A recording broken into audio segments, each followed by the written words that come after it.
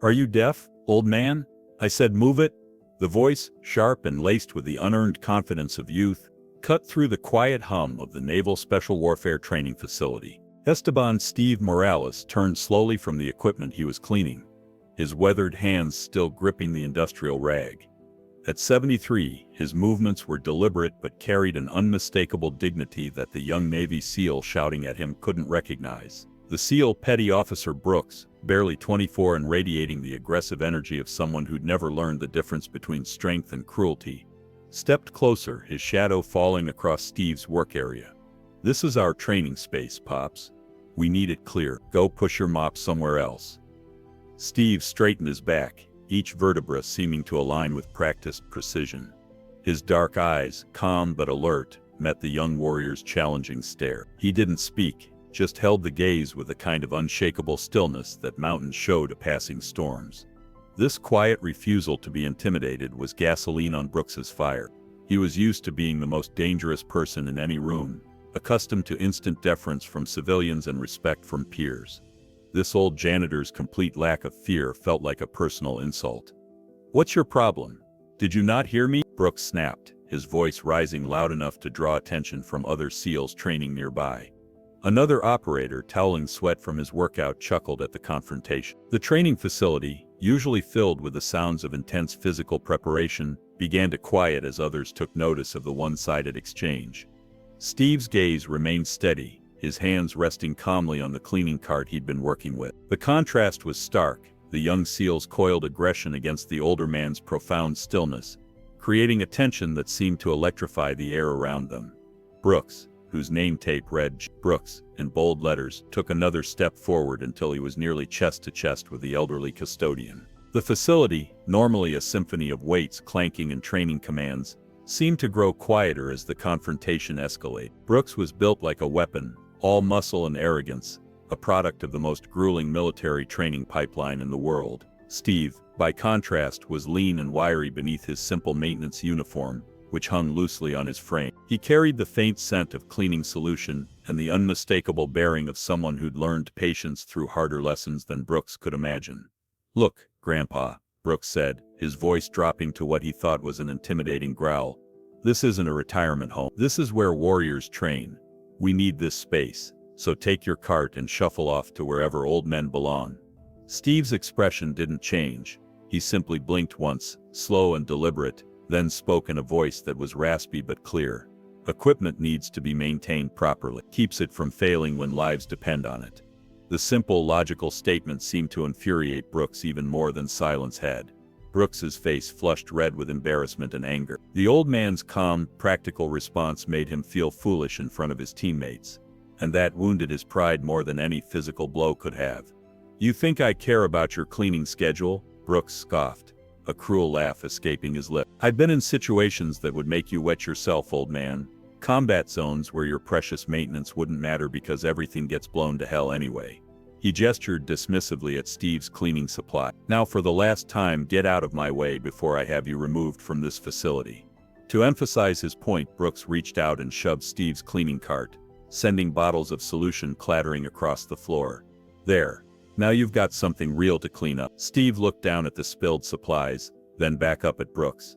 There was no anger in his weathered face, only a profound weariness, the look of a man who'd seen too much cruelty to be surprised by it anymore. The surrounding SEALs, a mix of young operators and a few seasoned veterans, were now fully invested in the confrontation. To most of them, this was entertainment, a casual display of dominance over civilian help, a reminder of the pecking order between warriors and work. Steve bent down to retrieve the scattered bottles, his movements careful and measured.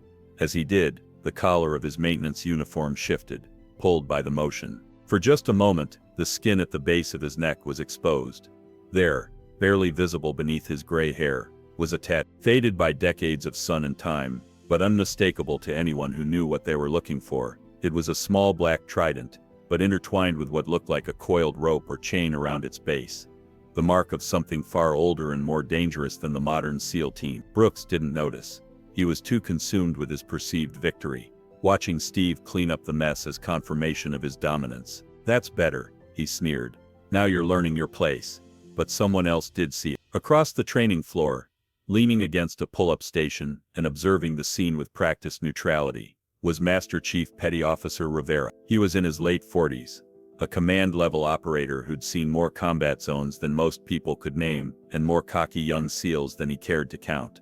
Rivera rarely intervened in these sorts of confrontations, believing that a little friction helped forge stronger teams. But as he caught sight of Steve bending over, his eyes narrowed with recognition and growing alarm. He pushed himself off the equipment, his own training forgot. That tattoo wasn't just any military ink. It was a piece of history that predated the modern SEAL teams. A mark from an era when underwater warfare was suicide missions carried out by men who weren't expected to return. Rivera had seen that design before, not in person, but in classified historical documents about the underwater demolition teams of World War II and Korea. Master Chief Rivera moved with deliberate purpose across the training floor, his experienced eyes never leaving the faded tattoo on Steve's neck. The design was becoming clearer as he approached, not just a trident with rope, but a trident wrapped by what looked like a sea serpent, its tail coiled around the base in a very specific pattern. Rivera's blood ran cold. He'd seen that exact design in a secure briefing about historical special operations units, specifically about the underwater demolition teams that had operated during the Korean War. But this wasn't just any UDT marking. The serpent's distinctive coiling indicated membership in something even more exclusive and dangerous. Brooks, emboldened by his perceived dominance over the old janitor, wasn't finished with his display. "You know what, guy?" he called out to his teammates, his voice carrying across the training floor. "Maybe we should get our friend here a new uniform, something with a bib in case he drools on himself." Several of the younger SEALs laughed, but Rivera noticed that some of the more senior operators were looking uncomfortable with the direction this was taking. Steve straightened up again, cleaning supplies back in his cart, and for the first time looked past Brooks to meet Rivera's approaching gaze. A flicker of recognition passed between the two men, not personal recognition, but the kind of acknowledgement that passes between warriors separated by generations, but united by understanding. Rivera stopped a few feet away, his eyes locked not on the belligerent Brooks, but on his weathered face was unreadable, a mask of professional control that came from decades of command responsibility. The laughter died down as the younger operators noticed the Master Chief's presence, and his unusual focus on the civilian custodian. "Is there a problem here, Petty Officer Brooks?" Rivera asked, his voice quiet but carrying the kind of authority that could stop conversations across a crowded room. Brooks snapped to attention, though his posture still carried a hint of defiance. "No problem, Master Chief. Just asking the cleaning crew to clear the training area." Rivera's gaze never wavered from Steve. "His name is Mr. Morales," Rivera said, the Mr. delivered with unmistakable emphasis and respect. He then looked directly at the faded tattoo on Steve's neck, his expression shifting from professional calm to something approaching awe. The pieces were falling into place in his mind, forming a picture that seemed impossible but was becoming undeniably clear. Steve seemed to shrink slightly under Rivera's intense scrutiny, as if he'd been hoping to remain invisible for just a little longer. The quiet dignity he'd maintained throughout Brooks's harassment now carried a weight of resignation, the look of a man whose carefully guarded privacy was about to be shattered. "Master Chief," Steve said quietly, his voice carrying decades of weariness, "I was just doing my job." Rivera's expression softened, but his voice carried new gravity. "I know exactly what job you've been doing, sir. The question is whether these young operators understand who's been maintaining their equipment." Master Chief Rivera knew he was standing at a crossroads. The situation had escalated beyond simple harassment. He was looking at a piece of living military history, being humiliated by someone who had no idea what he was witnessing. Rivera also knew he couldn't let this continue, but he needed command support for what was about to unfold. He pulled out his secure phone and stepped slightly away from the group, though his eyes never left Steve. "Brooks," Rivera commanded, his voice carrying absolute authority. "You and your squad will secure this area and await further orders. No one leaves until I say so." The confusion on Brooks's face was evident, but he'd been in the Navy long enough to recognize a direct order from a Master Chief. "Aye, Master Chief." Rivera speed-dialed the base commander's direct line. The phone was answered on the second ring. "Commander Sullivan speaking." "Sir, this is Master Chief Rivera at the Special Warfare Training Facility. I need you down here immediately. We have a historical situation that requires command attention." "What kind of historical situation, Master Chief?" Commander Sullivan's voice carried the slight irritation of a busy officer being interrupted. Sir, I'm looking at a tattoo on one of our civilian maintenance staff. It's a UDT marking, but not just any UDT marking. The design indicates possible membership in the Korean War-era specialized units. There was a pause on the other end. Master Chief, are you telling me you think we have a Korean War frogman working as a janitor? Sir, his name is Esteban Morales. I recommend you run that name through the classified historical archives before you come down here. Rivera could hear typing in the background, then a sharp intake of breath. Jesus Christ, Rivera. Don't let that man leave. I'm on my way with full honors. And Rivera? Yes, sir.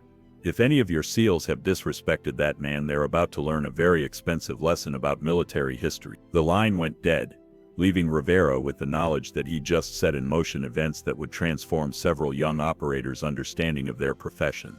Meanwhile, in his office, Commander Sullivan was staring at his computer screen in disbelief. The name Esteban Morales had triggered flags he'd never seen before, classification levels that required Admiralty clearance to access. What he could see was enough to make his hands shake. Operation Neptune's Dagger, Korean War, classified mission, sole survivor status, Navy Cross, classified, unit Underwater Demolition Team 7, Special Operations Detachment. Sullivan grabbed his cover and headed for the door, knowing he was about to meet a man whose existence had been erased from official records but whose service had likely saved hundreds of lives. Back in the training facility, Steve Morales continued his quiet work, unaware that his decades of anonymity were about to end in front of the very type of warriors he'd helped create. The main doors to the training facility burst open with the force of an emergency response. Commander Sullivan strode through, followed by two Marine guards in full-dress uniform, their presence shocking and inexplicable in the middle of a Navy SEAL training session. Behind them, visible through the open doors, was the commander's official vehicle with its command flag still flying and emergency lights flashing. The few SEALs scattered around the facility froze, their eyes wide at this unprecedented display of command presence. Commander Sullivan moved with purpose and gravity, his eyes scanning the training floor until they locked onto the small group around Steve Morales. He ignored everything else: the expensive training equipment, the world-class athletes, the millions of dollars in technology. His entire focus narrowed to the elderly man in maintenance coverall. Brooks stood at rigid attention, his earlier bravado completely evaporated in the face of what was clearly a crisis-level response. Master Chief Rivera positioned himself respectfully to the side, his expression grim with vindication. Commander Sullivan stopped directly in front of Steve, who had straightened from his cleaning but remained holding his maintenance equipment with quiet dignity. The commander's eyes took in the faded tattoo on Steve's neck, then moved to study the weathered face of the man he'd read about in classified files. The facility had fallen completely silent except for the hum of air conditioning and the distant sounds of the base beyond the wall. Then, in a move that sent shockwaves through every person present, Commander Sullivan, the commanding officer of the entire Naval Special Warfare Facility, brought his heels together with a sharp crack and rendered the most perfect, respectful salute of his distinguished career. It wasn't the perfunctory salute given to fellow officers.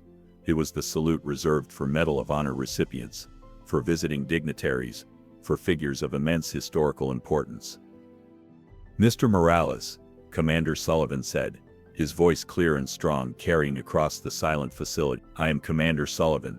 I want to personally apologize for any disrespect you have been shown in this facility. He held the salute. Wait. Steve slowly set down his cleaning supplies and returned the salute with movements that, despite his age, carried the precision of decades-old muscle memory. The two Marine guards, seeing their commander's actions, snapped to attention and rendered their own salutes in perfect unison. Only after Steve had acknowledged the salute did Commander Sullivan lower his hand, though he remained at respectful attention. Brooks was frozen in place, his mouth slightly open, his face a mask of confusion and growing horror as he began to understand that he had made a catastrophic error in judgment. Master Chief Rivera stood at a respectful distance, his expression showing profound satisfaction at seeing proper respect finally being paid to a man who had earned it in ways these young operators couldn't comprehend. The silence stretched on, heavy with the weight of unspoken history and the knowledge that nothing would ever be the same.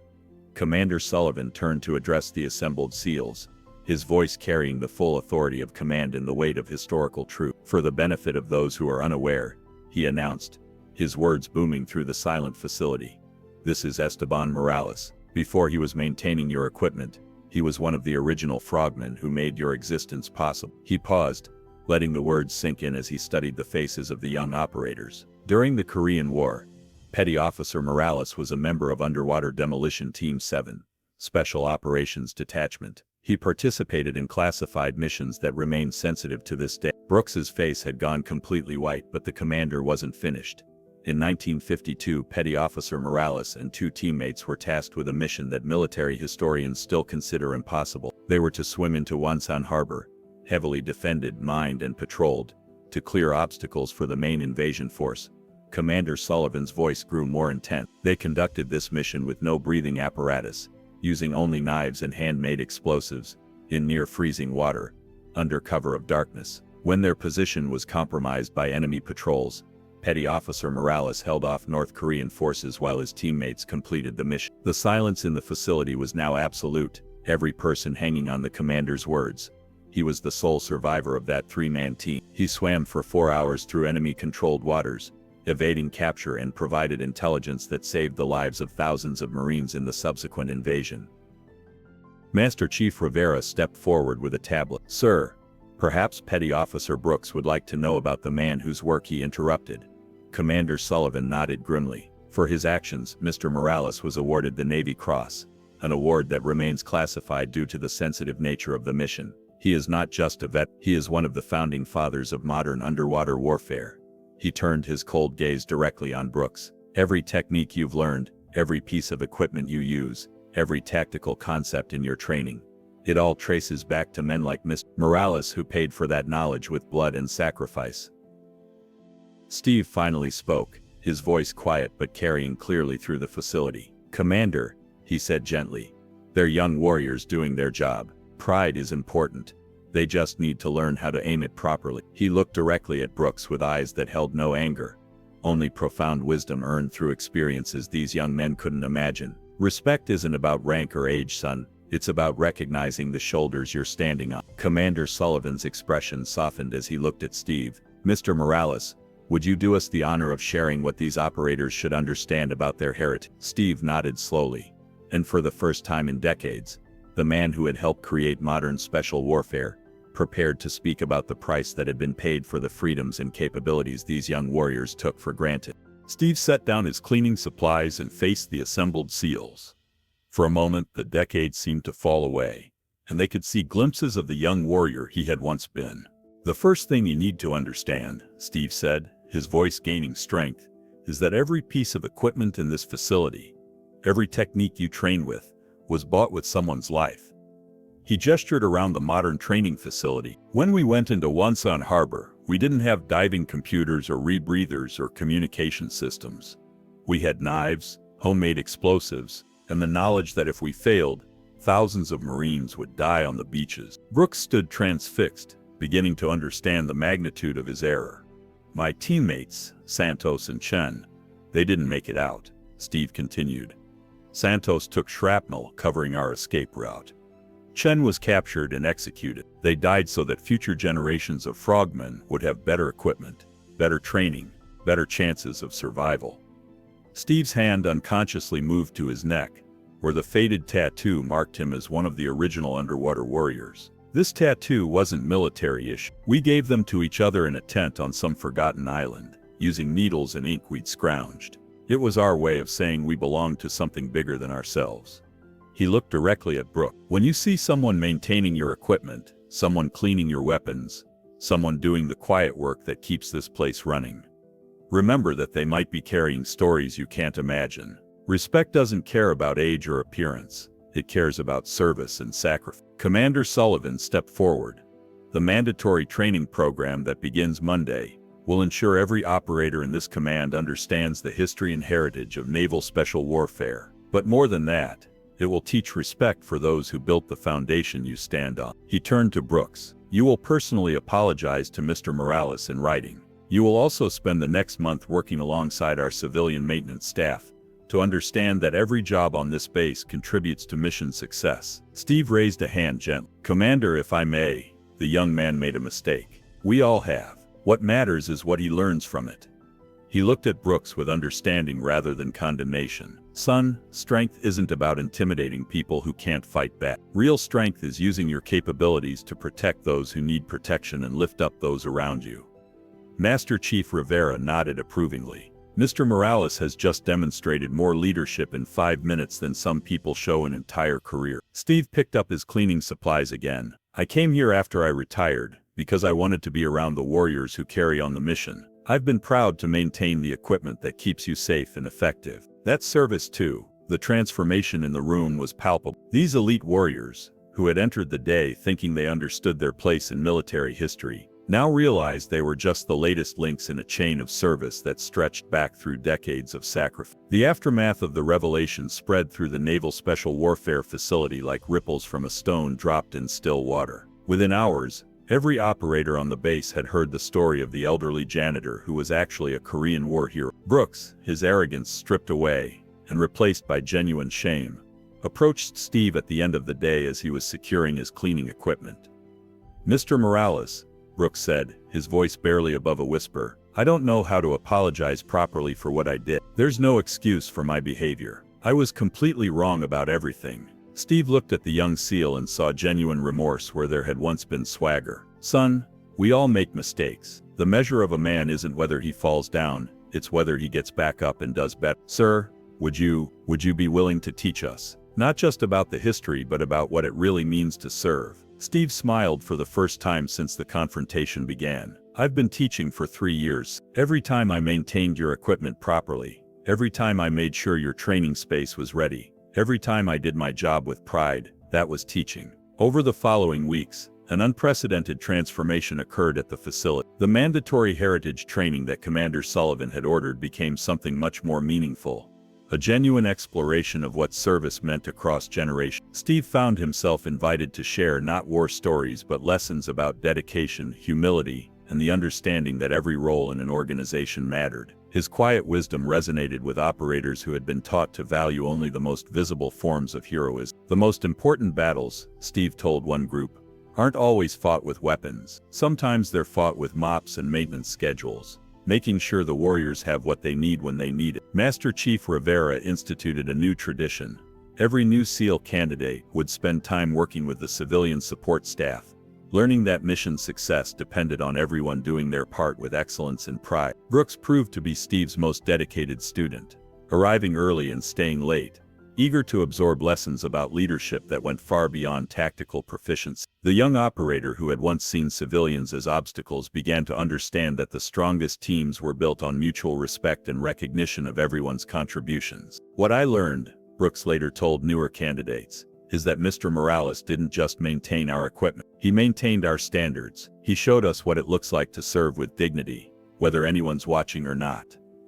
The facility's culture shifted dramatically. Where there had once been casual dismissal of support staff, there was now recognition that every person on the base was part of a larger mission. Steve's quiet example had accomplished what no amount of lectures or disciplinary action could have achieved. The faded tattoo on his neck became a symbol not just of his own service, but of the hidden stories of sacrifice that surrounded these young warriors every day. 6 months after the incident that changed everything, the Naval Special Warfare Command formally established the Heritage Integration Program, a comprehensive curriculum that combined operational training with historical education and mentorship from retired veterans. Steve found himself in an unexpected role as the program's unofficial spiritual guide, traveling to other SEAL facilities to share not just his story but his philosophy about service, respect, and the interconnectedness of all military roles. "The mistake young warriors make," Steve would tell groups of candidates, "is thinking that heroism only happens in combat. But heroism happens every day, in every job, when someone chooses to do their best work even when no one's watching." His presentations went far beyond recounting his Korean War missions. He taught about the importance of institutional knowledge, about learning from those who came before, about understanding that today's elite capabilities were built on yesterday's sacrifice. Commander Sullivan often attended these sessions, watching as Steve's quiet wisdom transformed the perspectives of operators who had thought they understood their profession. "What Mr. Morales teaches," Sullivan would explain to visiting dignitaries, "is that excellence isn't about being the best warrior in the room. It's about being the person who makes everyone else better." The program became so successful that other branches of the military requested similar curriculum. Steve's approach, combining historical awareness with practical lessons about respect and service, was producing a new generation of special operators who understood their place in a larger continuum. Brooks, now promoted to petty officer first class and serving as a team leader, had become one of Steve's most effective advocates. The transformation in the young SEAL was remarkable. From arrogant individualist to thoughtful leader who understood that true strength came from lifting others. Mr. Morales didn't just save my career, Brooks explained to new SEALs. He saved my character. He showed me the difference between being tough and being strong, between demanding respect and earning it. The Heritage Integration Program measured its success not just in improved morale or better teamwork, but in a fundamental shift in how special operations personnel viewed their relationship to the larger military community. Support staff were no longer invisible. They were recognized as essential partners in mission success. General Hayes, now commanding Naval Special Warfare Command, often spoke about the program at military conferences. We realized we were training exceptional warriors who had lost touch with the values that made their capabilities meaningful, she would explain. Steve Morales reminded us that our greatest strength isn't our individual abilities. It's our collective commitment to something larger than ourselves. The most significant change was culture. Where there had once been an attitude of superiority toward non-operators, there was now understanding that every person who served with honor deserved respect. Steve's example had created ripple effects that extended far beyond the walls of any single facility. Young SEALs learned that the man cleaning their equipment might have stories they needed to hear, wisdom they needed to understand, and perspectives that could make them better warriors and better people. 2 years after the confrontation that had transformed his quiet retirement, Steve Morales sat in his small apartment near the naval base, surrounded by letters and photos from SEALs whose lives he had touched. At 75, he had officially stepped back from active mentoring, but his influence continued to ripple through the special operations community. The apartment was modest but filled with meaningful mementos: photos from Heritage Program graduations, thank you notes from young operators, and a framed copy of the Navy Cross citation that had finally been declassified in recognition of his contributions to military education. A knock at the door interrupted his evening reading.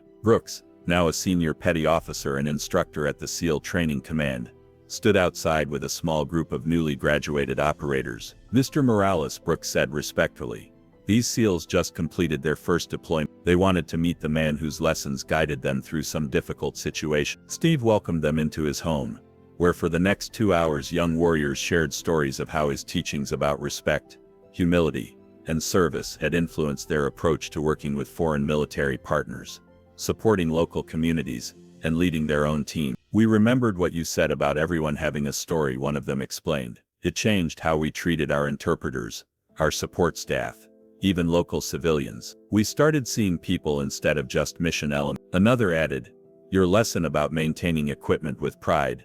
We applied that to everything. Our gear never failed because we understood it wasn't just equipment. It was the foundation of mission success. After they left, Steve returned to his chair and picked up a letter from the Secretary of the Navy, formally recognizing his contributions to military education and requesting his input on expanding the Heritage Integration Program to other service. He set the letter aside and looked at a photo on his side table, a grainy black and white image of 3 young frogmen on a Korean beach, taken days before their final mission. Santos Chen and a much younger version of himself, their faces serious but determined. We did it, he said quietly to the photo. The mission continued. The Brotherhood survived. Through his window he could see the lights of the naval base, where a new generation of warriors trained with better equipment, better support, and better understanding of the values that gave their capabilities meaning. The tattoo on his neck had faded almost to invisibility, but the legacy it represented lived on in every SEAL who had learned to see service as more than personal achievement, who understood that strength came from lifting others up, who recognized that the most important battles were often fought in the quiet moments between headlines. Sometimes, Steve reflected, the greatest victory isn't surviving the mission. It's ensuring that the lessons of sacrifice continue to guide those who come after. The young frogman who had entered freezing Korean waters with nothing but courage and homemade explosives had found a way to serve for 70 years, one lesson at a time.